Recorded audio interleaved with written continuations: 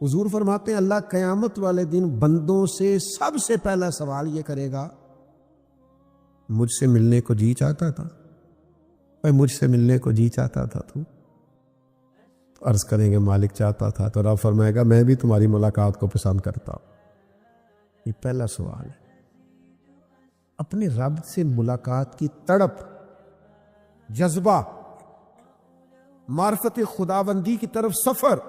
امام غزالی فرماتے ہیں معرفت نفس کے فوراً بعد معرفت خداوندی، یعنی تیرے عشق کی انتہا چاہتا ہوں، میری سادگی دیکھ کیا چاہتا ہوں، میرا ذرا سا تو دل ہے مگر شوق اتنا، میں وہی لن ترانی سنا چاہتا ہوں۔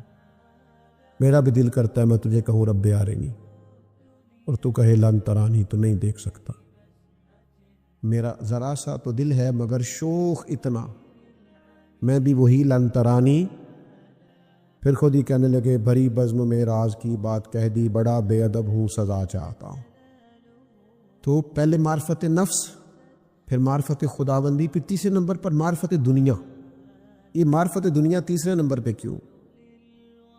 تو امام صاحب فرماتے ہیں جب تو اللہ کی طرف بڑھے گا نا، تجھے اندازہ ہوگا کوئی چیز بڑھنے نہیں دے رہی، اور جب تو اس کی معرفت حاصل کرے گا تو وہ دنیا ہوگی۔ پھر تجھے اس کا علاج سوچنا پڑے گا کہ اس کو بلا میں نے کیسے ہٹانا ہے، اسے بلا جان میں نے کیسے چھڑانی ہے، تو پھر تجھے اس کی معرفت دنیا کی حاصل کرنی پڑے گی کہ اس کے فتنوں سے کیسے بچنا ہے۔ اور فرماتے ہیں پھر چوتھی بات ہے معرفت آخرت۔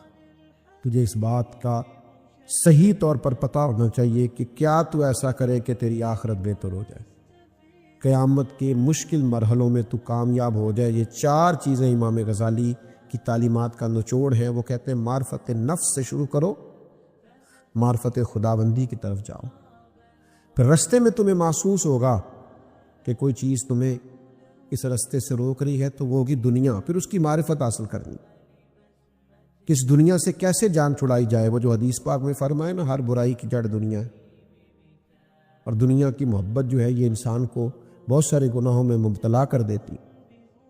تو فرمایا معرفت دنیا حاصل کرو، پھر تمہیں اس سے جان چھڑانے کا طریقہ سمجھ میں آئے گا، اور پھر معرفت خداوندی کے بعد اور معرفت نفس کے بعد پھر تم اس طرف جانا کہ مجھے اپنی آخرت کے بارے میں فکر مند ہونا چاہیے کہ میں کس طرح قیامت کے امتحان میں کامیاب ہو سکتا ہوں۔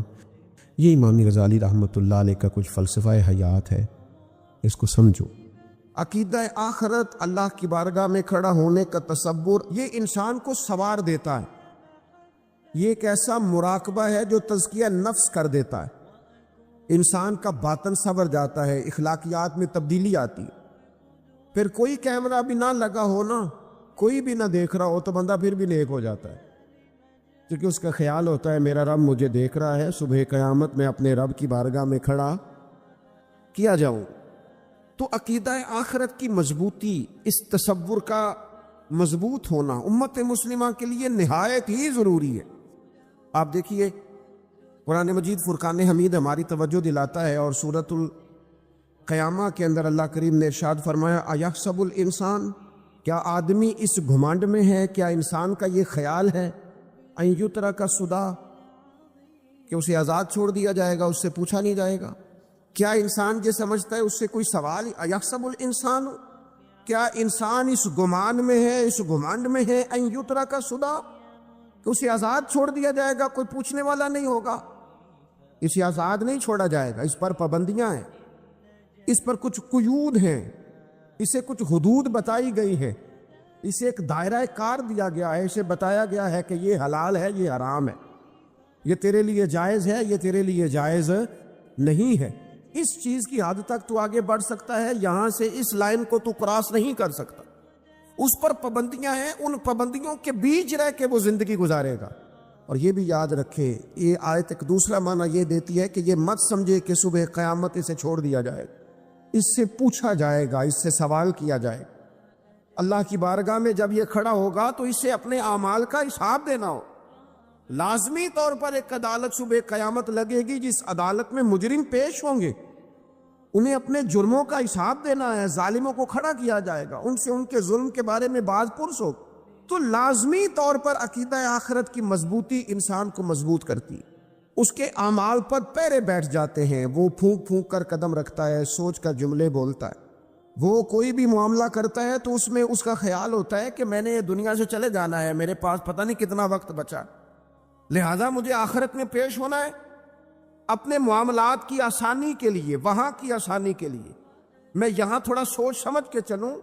رب فرماتا ہے تجھے ایسے ہی آزاد نہیں چھوڑا جائے گا، آزاد پنچھیوں جیسی زندگی نہ گزار، صبح قیامت کے معاملات کو پیش نظر رکھ، اس پر غور کر۔ یہ تصور گھر کے باہر بھی پورا مضبوط ہونا چاہیے اور گھر کے اندر بھی پورا مضبوط ہونا چاہیے۔ انسان اپنے مالک سے ڈرے اور قیامت کے دن اس کی بارگاہ میں حاضری کا یقین رکھے، اور وہ یاد رکھے کہ یہاں جو کچھ وہ دیکھے نا، بچوں کو استاد پڑھاتا ہے، محنت کراتا ہے، اگر بچے نہیں پڑھتے تو ڈانٹتا بھی ہے، سمجھاتا بھی ہے، قائل بھی کرتا ہے، اور جب وہ آخری بات کرتا ہے تو پھر وہ پتہ کیا کہتا ہے، چلو ٹھیک ہے اگر نہ پڑھو گے تو امتحان تو آنا ہی ہے نا، رزلٹ تو آنا ہے، پیپر میں بیٹھو گے نہیں آئے گا فیل ہو جاؤ گے۔ یہ لاسٹ پر یہ بات ضرور ہوتی ہے، اور یہ امتحان دینے کا تصور اور امتحانی سینٹر میں جانے کا خیال طالب علم کو مجبور کرتا ہے کہ میں اس بار تیار کروں، میں بار بار اس پر غور کروں، میں کتاب کو سمجھوں، میں اس کو حل کروں چیزوں کو، تاکہ جب میں مرکز میں جاؤں پرچہ دینے کے لیے امتحانی سینٹر میں تو پھر مجھے پریشانی کوئی نہ ہو۔ بس سمجھانے کے لیے بات عرض ہے کہ یہاں لوگوں کو بتایا جاتا ہے، قائل کیا جاتا ہے یہ حلال ہے، یہ حرام ہے، یہ تیرے لیے ٹھیک نہیں ہے، یہ تیری حدود ہیں، یہ تیرے قیود ہیں، یہ تیرا دائرہ کار ہے۔ لیکن اگر پھر بھی کوئی بندہ باز نہ آئے، پھر بھی کوئی شخص باز نہ آئے، تو پھر اس کو کہا جائے گا صبح قیامت اللہ خود حساب لے لے گا، پھر تجھے مالک اپنے سامنے کھڑا کرے گا، ثم لتسألن یومئذ عن النعیم، پھر وہ تجھ سے ایک ایک نعمت کے بارے میں سوال کر لے گا، پھر تجھے جواب دینا ہوگا۔ تو اس تصور کو اپنی زندگی میں لاگو کریں کہ ہم نے مرنا ہے، اللہ کی بارگاہ میں جان، اس تصور کو پوری طور پر طاری کریں اپنے ذہنوں میں۔ یہ جو رسمی سی بات ہے نا، پتہ نہیں کب چلے جانا ہے، جو جانے والے ہوتے ہیں ان کی کوئی تیاری بھی ہوتی ہے، جن کو پتہ ہوتا ہے نا وہ رمضان المبارک میں نا کئی دفعہ ایسا ہوتا ہے کہ ٹکٹیں نہیں مل رہی ہوتی اور عمرے کے ویزے لگ چکے ہوتے ہیں، تو ایجنٹ کہہ دیتے ہیں جانے والوں کو کہ تیاری رکھنا، کسی وقت بھی میرا فون آ جائے گا۔ تو لوگوں نے بیگ باندھ لیے ہوتے ہیں، سامان تیار کر لیا ہوتا ہے، سارے انتظامات کر کے رکھے، کیوں کہ پتہ نہیں کس وقت بلاوا آ جائے گا۔ تو روز کہتا ہے پتہ نہیں اللہ کی جانب سے کس وقت بلاوا آ جائے گا۔ پھر اپنی تیاری بھی تو یار کچھ بتانا، میں بھی بتاؤں آپ بھی بتائیں، پھر ہم اپنے آپ سے یہ بھی تو سوال کریں نا کہ جہاں اچانک جانا پڑے اس کے لیے تیاری ہوتی، ہماری تیاری کیا ہے؟ اگر اچانک جانے پڑے اس کی بارگاہ میں کیا تیاری؟ روز دیکھ رہے ہیں نا، کچھ لوگ روڈ پہ چڑھے تھے پہنچ نہیں سکے، ہاسپٹل گئے تھے پہنچ نہیں سکے، کچھ لوگ کسی فیلڈ میں کام کر رہے تھے، ڈگری نہیں مل سکی، جا ہی نہیں سکے، وقت آ گیا۔ تو اگر وہ ٹائم آ جاتا ہے اس کی بارگاہ میں حاضر ہونا پڑ جاتا ہے، تیاری کیا ہے؟ نبی پاک علیہ الصلوۃ والسلام گھر کے اندر اپنے گھر والوں کی تربیت کے لیے اور تعلیم امت کے لیے ایک دعا مانگتے تھے۔ حضرت عائشہ صدیقہ کہتی ہیں حضور دعا مانگتے تھے، مشکات میں موجود ہے۔ کیا دعا تھی؟ اللہم حاسبنی حسابا یسیرا، اے اللہ ذرا حساب آسان کر کے لینا۔ یہ حضور تعلیم امت کے لیے دعا مانگتے، اللہ حساب ذرا آسان کر کے لیجیے، مالک کرم فرمانا۔ حضرت عائشہ صدیقہ رضی اللہ تعالیٰ عنہ ارشاد فرماتی ہے میں نے عرض کیا یا رسول اللہ صلی اللہ تعالیٰ علیہ وسلم یہ آسان حساب کا کیا مطلب ہے؟ تو حضور فرمانے لگے عائشہ آسان حساب کا مطلب یہ ہے کہ رب کریم بندے کے نامہ اعمال پر نظر ڈالے گا اور پھر اللہ تبارک و تعالیٰ اس سے درگزر فرما دے گا۔ یہ آسان حساب ہے، پتہ مالک کو ہے اس نے کیا کیا ہے، پر کریم ہے نا۔ عدل کرے تے تھر تھر کمبن، اچیاں شانہ والے تے جے فضل کرے تے پھر بخشے جامن میرے جے منہ کالے، نظر کرے گا پھر معاف فرما دے گا۔ اور حضور فرماتے عائشہ یاد رکھو جس سے اس نے حساب لیا وہ پھر بڑی مشکل میں آ جائے گا، اس کے لیے مشکل ہو۔ اللہم حاسبنی حسابا یسیرا، اے اللہ تو حساب ذرا آسان کر کے لینا، ذرا آسان کر کے، یہ تعلیم امت کے لیے کہ امت کے دل میں خیال پیدا ہو کہ حساب دینا ہے، تو نے حساب دینا ہے، تو نے اپنے مال کا حساب دینا ہے، تو نے اپنے لفظوں کا حساب دینا ہے، تو نے معاملات کا حساب دینا ہے، تو جس کرسی پہ بیٹھا ہے، تو کلرک ہے یا صدر ہے، تو نے اپنی اس نشست کا حساب دینا، تو استاد ہے یا پیر طریقت ہے، تو مؤذن ہے یا خطیب ہے، تو جو بھی ہے تو نے حساب دینا ہے۔ تجھے تیرے منصب کے بارے میں پوچھا جائے گا، تجھے تیرے عہدے کے بارے میں پوچھا جائے گا، تجھے اپنی ذمہ داریوں کے بارے میں حساب دینا، اللہ کی بارگاہ میں تمہیں جا کے بتانا ہے کہ تم نے کیا اعمال کی۔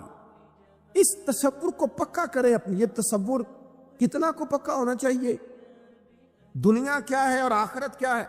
ہمارے ہاں لوگوں نے بہت بڑا لمبا چوڑا دنیا کا تصور بنا لیا، کار جہاں دراز ہے، لمبا تصور، دنیا داری کے لیے لمبی منصوبہ بندی، دور دور تک میں نے یہ کرنا ہے، پھر میں نے یہ کرنا ہے، پھر اس کے بعد انشاءاللہ یہ کر دینا۔ یہ تو آپ نے 300 سال کی پلاننگ بتا دی ہے، یہ تو 300 سال کی پلاننگ بتائی۔ کیا بتائیں تجھے اے باپ، کیا کار ہائے نمایاں کر گئے، بی اے کیا، نوکر ہوئے، پینشن ملی، پھر مر گئے۔ زندگی تو اتنی سی ہے، اتنی لمبی منصوبہ بندی، اس میں آخرت کہاں ہے؟ اس میں اگر کسی مقام پر رب کی بارگاہ میں حاضر ہونا ہے تو وہ کہاں ہے؟ جو مرنے والے لوگ ہوتے ہیں ان کا تو جینا کچھ اور طرح کا ہوتا ہے، جن کو جانا ہوتا ہے ان کا رہنا تو کچھ اور طرح کا ہوتا ہے، جن کو کسی جگہ منتقل ہونا ہوتا ہے، جو عارضی مکانوں میں رہتے ہیں ان کا رہن سہن تو ذرا اور طرح کا ہوتا ہے۔ لیکن جو ہمارا انداز ہے، جو ہمارا رہن سہن ہے، جو ہمارا طریقہ کار ہے، وہ تو مستقل رہنے کا ہے، وہ تو لگتا ہے کہ کبھی چھوڑنے والے نہیں ہیں۔ اس میں تو کوئی ایسی چیز نظر نہیں آتی کہ جس میں ہم محسوس کریں کہ ہم نے چھوڑ کے جانا ہے۔ لیکن نبی پاک علیہ السلام نے جس دنیا کو ہم بہت بڑی دنیا سمجھتے ہیں، حضور نے اس کی مثال کیا دی؟ صحیح مسلم کی حدیث ہے، دیکھیں کتنا کھول کر اور کتنا آسان کر کے رسول پاک ہمیں بات سمجھاتے ہیں۔ دنیا کیا ہے، آخرت کیا ہے، یہ والی زندگی کیا ہے، آخرت کی زندگی کیا، بالکل کھول کر واضح کر کے نبی پاک علیہ الصلوۃ والسلام فرمانے لگے، دنیا اور آخرت کی مثال اس طرح ہے جس طرح دریا بہہ رہا ہو اور کوئی آدمی اس میں انگلی ڈبوئے، جتنا پانی اس کی انگلی کو لگ گیا یہ دنیا ہے، اور جو باقی ٹھاٹھے مارتا دریا پیچھے ہے، سمندر پیچھے ہے، وہ سارا آخرت ہے۔ یہ اتنی سی دنیا ہے، یہ صحیح مسلم میں موجود ہے۔ اتنی سی دنیا کے لیے اتنے پاپڑ بیلنا، اتنی سی دنیا کے لیے اتنے ظلم کرنا، اتنی سی دنیا کے لیے اتنے حق ضائع کرنا، اتنی سی دنیا کے لیے اتنے لوگوں کے دل توڑنا، اتنے حقوق پہ ڈھاکہ ڈالنا، اتنا جبر کرنا، لوگوں کا مال کھانا، لوگوں کو تکلیف دینا، عزتیں اچھالنا، اتنی سی دنیا کے لیے۔ حضور فرمانے لگے اتنی سی ہے یہ دنیا، جتنا انگلی کو پانی لگ گیا ہے وہ جنت، جو نری جنت نہیں، خدا کا فضل ہے، جو اللہ کی عطا ہے اپنے بندوں کے لیے۔ میرے کریم فرمانے لگے اس جنت میں وہ نعمتیں ہیں نہ کسی آنکھ نے دیکھی، نہ کسی کان نے سنی، نہ تمہارے دل پر کبھی خیال ہی گزرا ہوگا کہ ہمارا رب ہمیں یہ عطا فرمانے والا ہے۔ تھوڑا سا نا 24 گھنٹوں میں کچھ ٹائم اپنی آخرت کے لیے۔ آپ کے زخم دکھانے سے کوئی بھی آپ کا زخم نہیں بھرے گا، بلکہ میں نے تو یہ دیکھا ہے اپنی زندگی میں کہ اچھا بھلے تعلقات چل رہے ہوتے ہیں، آپ کو ذرا ضرورت پڑ جائے تو سامنے والا آنکھیں پھیر لیتا ہے، اسی وقت اس کا ماحول اور اس کے حالات خراب ہو جاتے ہیں۔ اس لیے اپنا سارا بھروسہ، اپنی ساری توجہ، اپنی سوچوں کا مکمل مدار صرف اللہ رسول کی ذات کو بنائیں، اور اس انداز میں بنائیں کہ کون دیتا ہے دینے کو تو چاہیے، دینے والا ہے سچا ہمارا نہ۔ اور یہ ذہن بنائیں زندگی میں کہ رب رسول کی بارگاہ سے 2 قطرے بھی مل گئے تو دنیا بھی بن جائے گی، آخرت بھی بن جائے گی۔ اس لیے ادھر ادھر دیکھنا تھوڑا کم کریں۔ اور بالخصوص آج اپیل کروں گا، استاد اپنے شاگردوں کو، پیر اپنے مریدوں کو، باپ اپنی اولاد کو بڑی بڑی باتوں کا سبق پڑھائے، بڑی بڑی باتوں۔ اقبال نے شکوہ کیا، اقبال کہنے لگے شکایت ہے مجھے یا رب خدا بندان مکتب سے، یہ جو انہیں کہتے ہیں کہ جناب پڑھ جاؤ گے تو روٹی اچھی ملے گی، یہ انہیں کہتے ہیں پڑھ جاؤ گے تو کار میں بیٹھو گے، پڑھ جاؤ گے تو کوٹھی بنا لو گے، یہ کیا سبق پڑھا رہے ہیں بھلا؟ ان کو تو تم بڑے بڑے باتیں بتاؤ، انہیں کہو پڑھو گے تو دنیا میں حضور کے دین کا انقلاب برپا کرو گے، تم ان کہو کہ تم پڑھو گے تو تم ایک پورا ملک چلاؤ گے، تم انقلاب برپا کرو گے، باندھ کمر کیوں ڈرتا ہے، پھر دیکھو خدا کیا کرتا ہے۔ اقبال کہنے لگے یہ تم کیا سبق پڑھا رہے ہو کہ روٹی سے ہی مل جائے گی، چندہ اکٹھا کرنے کا طریقہ آ جائے گا؟ کہنے لگے شکایت ہے مجھے یا رب خدا بندان مکتب سے، سبق شاہی ہے اور بچوں کو دے رہے ہیں خاک بازی کا۔ اڑنے والی تعلیم تھی اور یہ انہیں ریگنے کا سبق پڑھا رہے ہیں۔ تگڑی تگڑی باتیں بچوں کو سکھاؤ، تگڑی تگڑی۔ یہ پھر سارے نہ ڈھونڈتے پھریں کہ وہ فلانا جو ہے نا چاچا امیر ہے تو ماموں امیر ہے تو فلانی خالہ باہر ہے تو فلانا ذرا مہربانی، کوئی بھی نہیں مہربانی کرتا۔ مہربانی جب بھی کرتا ہے یا خدا کرتا ہے یا مدینے والے محمد و مصطفیٰ کرتا ہے۔ اپنی توجہات کبھی بچوں کو دیکھیں، حضرت لقمان اپنے بیٹے کو کیا کہتے ہیں؟ کہتے ہیں یا بنی اقم الصلاۃ وامر بالمعروف وانہا عن المنکر۔ حضرت لقمان اپنے بیٹے کو سمجھاتے ہیں، کہتے ہیں اے بیٹا نماز قائم کرنا، لوگوں کو بھلائی کا حکم دینا، برائی سے منع کرنا، وَاصْبِرْ عَلَىٰ مَا أَصَابَكَ، اور جب مصیبت پہنچے تو صبر کرنا، ادھر ادھر رونا دھونا نہ کرنا، نماز پڑھنا، بھلائی کا حکم دینا، برائی سے منع کرنا، اور اگر کوئی مصیبت پہنچے تو اس پر صبر کرنا۔ کتنے کام ہو گئے؟ 4۔ ایک نماز پڑھنی ہے، ایک بھلائی کا حکم دینا ہے لوگوں کو، ایک برائی سے، اور اگر کوئی مشکل آئے تو کیا کرنا ہے؟ ان ذالک من عزم الامور۔ فرمایا بیٹا یہ بڑی ہمت والے کام ہیں، ہمت والے کام کرنا، ہمت والے، طاقتیں اپنی قائم رکھنا، کمزور نہ پڑنا، لوگ تمہارے آنسو نہ دیکھیں، کوئی تمہیں تڑپتا نہ دیکھے۔ چھوٹا چھوٹا زخم لے کر لوگ سگنل پہ کھڑے، چھوٹی چھوٹی مجبوریاں لے کر لوگ مانگنے کے لیے دروازوں پر کھڑے ہیں۔ امت مسلمہ کا یہ مزاج نہیں، یہ وقار نہیں، یہ انداز نہیں، ہم تو بانٹنے والے لوگ۔ چلے مشکل آ جاتی ہے، زندگی میں ضروریات پڑ جاتی ہیں، قرضہ صحابہ بھی لے لیا کرتے تھے، لیکن یہ جو لہجے آج ہم نے اختیار کر لیے، کمزور ہو جانا، کچا پڑ جانا، غریبی کا رونا، یہ انداز اہل ایمان کا۔ بچوں کو طاقتور ہونا چاہیے۔ میرے نبی کریم صلی اللہ تعالیٰ علیہ وآلہ وسلم نے نا ارشاد فرمایا، ایسا نہیں ہے کہ کوئی بندہ کمزور ہے تو وہ ناپسندیدہ ہے، یہ نہیں فرمایا کہ جو بزدل ہے تو وہ بڑا کوئی کٹا ہوا آدمی ہے، لیکن حضور فرماتے ہیں، صحیح مسلم میں حدیث موجود ہے، حضور فرمانے لگے طاقتور مسلمان نا اللہ کی نظر میں بزدل مسلمان سے زیادہ پیارا ہے۔ طاقتور ہے نا، اس کی شان زیادہ ہے، یہ جو با ہمت ہے، با حوصلہ ہے، جس کے اعصاب مضبوط ہے، یہ رب کریم کی بارگاہ میں باوقار ہے، اللہ کے حضور اس کی قدر ہے۔ اور حضور علیہ الصلوۃ والسلام صحابہ کو دعائیں سکھایا کرتے تھے، اور تعلیم امت کے لیے خود بھی حضور وہ دعا فرمایا کرتے تھے، کہتے تھے اے اللہ بزدلی سے بچا، کنجوسی سے بچا، اے اللہ اس بڑھاپے سے بچا جو انسان کو بڑا پریشان کر دے۔ حضور دعائیں مانگا کرتے تھے۔ دیکھیں بیمار انسان ہو جاتا ہے، اگر وہ سوچے نا رب کی طرف سے ہے تو پھر بیماری کا لوگ بڑا مزہ لیتے ہیں، کیونکہ جب بندہ بیمار ہوتا ہے تو نفسانی خواہشات ساری ختم ہو جاتی ہیں۔ اور میں اکثر دوستوں سے کہتا ہوں کہ بعض چیزیں ایسی ہیں جو وجد میں لے آتی ہیں بندے کو، اگر وہ غور کرے تو۔ آپ یہ حدیث پاک سنیں، حضور علیہ السلام نے فرمایا بیمار کے ساتھ ضد نہ کرو کہ ضرور کھا، ضد نہ کرو، اس لیے کہ اللہ اسے کھلا بھی دیتا ہے، پلا بھی دیتا ہے۔ اب جب کسی کو پتہ چلے کہ میں بیمار ہوں تو رب مجھے کھلا پلا رہا ہے، تو مجھے بتائیے بیماری کتنی پیاری لگے گی، بیماری میں کتنا سرور آئے گا۔ پھر تو انسان ہمیشہ چاہے گا کہ مجھے وہ چیزیں ملیں جو مجھے اللہ تبارک و تعالیٰ کی بارگاہ کے قریب کر دیں۔ دوسری بات یہ ہے کہ میدان میں جب انسان اترتا ہے نا تو اسے ایک بات اپنے ذہن میں رکھنی چاہیے کہ جیت اور ہار یہ اللہ تعالیٰ کے دست قدرت میں ہے، لیکن جب وہ لڑے تو جیتنے کے لیے لڑے۔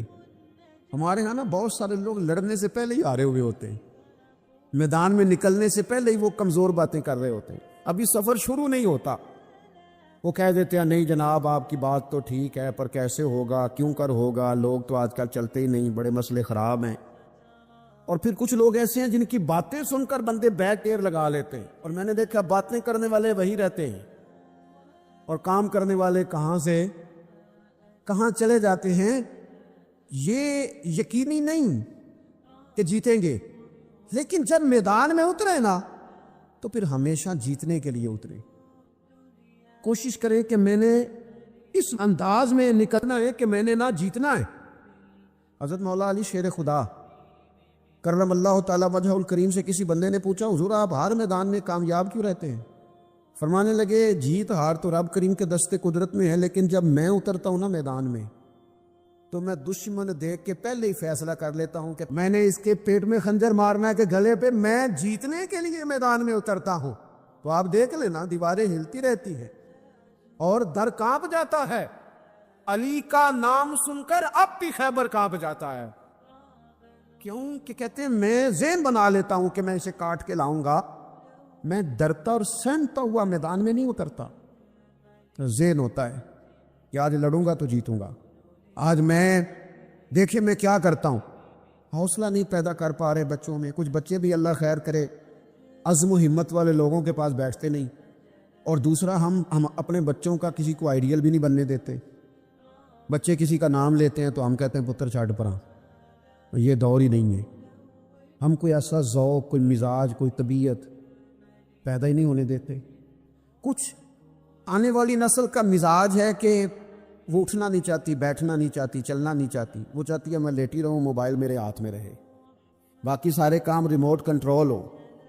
جب انسان دیکھیں نا، ایک ڈاکٹر صاحب کے پاس ایک دفعہ میں گیا تو ایک مریض کو وہ سمجھا رہے تھے، اسے کہہ رہے تھے کہ تو تھوڑی ورزش بھی کیا کر، تھوڑی ورزش بھی کیا کر، اور ساتھ انہوں نے بڑی اچھی بات کی، کہنے لگے اللہ تعالیٰ نے نا جسم میں جوڑ بنائے ہیں، یہ گھٹنے ہیں، یہ کونیاں ہیں، اللہ نے جوڑ بنائے ہیں، اسی لیے تو بنائے تھے کہ تھوڑی ان کو حرکت بھی دی جائے، لیکن اگر آپ ان جوڑوں کو حرکت ہی نہیں دیں گے تو یہ تو زنگ آلود ہو جائیں گے۔ تو کام زندگی میں عزم کے ساتھ، ہمت کے ساتھ، اور سب سے بڑی مضبوطی یہ ہے کہ آپ یہاں سے مضبوط ہوں، آپ اعصابی طور پر مضبوط ہوں۔ یہ جو کمزوری ہے نا، ذہنی کمزوری، میں نہیں پسند کرتا کہ مطلب خواتین بچوں کو اس لیے ڈرائیں کہ بیٹا او ہو بلی آ گئی ہے۔ وہ بلی کیا ہوتی ہے جی؟ لیکن جو خواتین حج بھی بچوں کو بلی سے ڈرائیں گی، اچھا اس کو ڈرا بلی سے رہی ہوتی ہیں اور ساتھ کہہ رہی ہوتی ہیں ماما کا شیر، یہ آپ کا شیر بلی سے ڈرتا ہے، یہ اماں کا شیر بلی سے ڈر رہا ہے، آپ نے اسے بلی سے ڈرا دیا اور نام شیر رکھ دیا ہے۔ یہ کیسا شیر ہے کہ جو بلی آتی ہے تو بھاگ جاتا ہے؟ یہ ماحول مطلب متضاد ہے۔ یہ کاکروچ دیکھ کر چیخیں مارنا نا، یہ برگر فیملی ہونے کی علامت ہے۔ شفکلی دیکھ کر نا چیخیں مارنا، یہ امیر گھروں کی علامت ہے، پڑھے لکھے لوگوں کی علامت۔ یہ کیا مذاق ہے؟ جو قوم چھپکلی سے ڈرتی ہے، کاکروچ سے ڈرتی ہے، اور جو لوگ کہتے ہو یہ جناب یہ تو اندر میرے وہ آ گیا ٹوکا تو یہ کھا جائے گا، تو یہ قوم انقلاب برپا کرے گی، یہ میدانوں میں نکلے گی۔ بڑے خوبصورت انداز میں ویڈیو بنا کے تو اس کو شیئر کیا جاتا ہے کہ وہ جی قربانی والے دن بکرا ذبح ہو رہا تھا تو بچہ رو پڑا۔ کیا بات کرتے ہیں آپ؟ یہ جہاد کرے گا بچہ کل کو جو بکرے ذبح ہونے پر ہوتا ہے؟ اعصابی مضبوطی ذہنی طور پر مضبوط کب ہوتی ہے؟ جب انسان اخلاقاً مضبوط ہوتا ہے، اس کی طبیعت وزادار ہوتی ہے، اس کا مزاج اسے مضبوط کرتا ہے۔ آپ ایک حدیث دیکھیں، ترمذی میں موجود ہے، حضور علیہ الصلوۃ والسلام نے فرمایا جب اللہ تعالیٰ نے زمین کو پیدا کیا تو زمین ہلنے لگی، اللہ نے پہاڑوں کو میخیں بنا کر، قلعے بنا کر زمین میں لگا دیا تو زمین ٹھہر گئی۔ فرشتے فوراً عرض گزار ہوئے کہ مالک تیری سب سے طاقتور مخلوق یہ پہاڑ ہے؟ فرمایا نہیں، لوہا جو ہے نا وہ پہاڑوں سے بھی طاقتور ہے، کیونکہ لوہا پہاڑ کو کاٹ دیتا ہے۔ یا اللہ پھر لوہا سب سے طاقتور ہے؟ فرمایا نہیں، آگ اس سے بھی طاقتور ہے۔ کیا آگ سب سے طاقتور ہے؟ تو فرمایا نہیں، پانی بھی ہے۔ کیا پانی طاقتور ہے؟ فرمایا ہوا بھی ہے، جو پانی کا رخ پھیر دیتی ہے۔ مسلمانوں خدا را اس سے بڑا ذوق نہیں ملے گا۔ میں طاقتور ہونے کا طریقہ بتا رہا ہوں۔ ہمارے ہاں لوگ سمجھتے ہیں کہ میں بولتا زیادہ ہوں اس لیے میں طاقتور ہوں، میرے پاس اسلحہ زیادہ اس لیے میں یہ دیکھو حضور نے بتایا طاقتور کون ہوتا ہے. یا رسول اللہ پتھر پہاڑ طاقتور ہیں؟ تو فرمایا نہیں، ان پر تو لوہا ہے، لوہا طاقتور ہے. نہیں، اس پر تو آگ ہے، آگ طاقتور ہے. نہیں، اس پر تو پانی ہے، پانی طاقتور، اس پر تو ہوا ہے. تو حضور پھر مہربانی کریں بتائیں طاقتور کون ہے؟ تو یہ دیکھو نا، یہ یاد رکھو نا، یہ کائنات کے سب سے بڑے حکمت والے محبوب کی بات یاد رکھو نا. حضور فرمانے لگے سب سے زیادہ طاقتور وہ مومن ہے جو سیدھے ہاتھ سے صدقہ دیتا ہے اور دوسرے کو پتہ بھی نہیں لگنے دیتا. اس ہاتھ سے صدقہ دیا اور اس ہاتھ کو پتہ، جس میں یہ اخلاقی طاقت آ جائے نا کہ اللہ کے رستے میں دے کر پھر اسے چھپانا آ جائے، وہ بڑا طاقتور آدمی ہے. میں یہ سب سے بڑا طاقتور ہے جس نے اپنے رب سے راز نیاز شروع کر لیے. اللہ کے رستے میں دیتا ہے پھر کسی کو خبر. یہ کون سی طاقت ہے؟ یہ روحانی طاقت ہے، یہ اخلاقی طاقت ہے، یہ کردار کی طاقت، یہ سوچوں کی طاقت ہے، یہ آپ کے مزاج کے بلند ہونے کی طاقت ہے.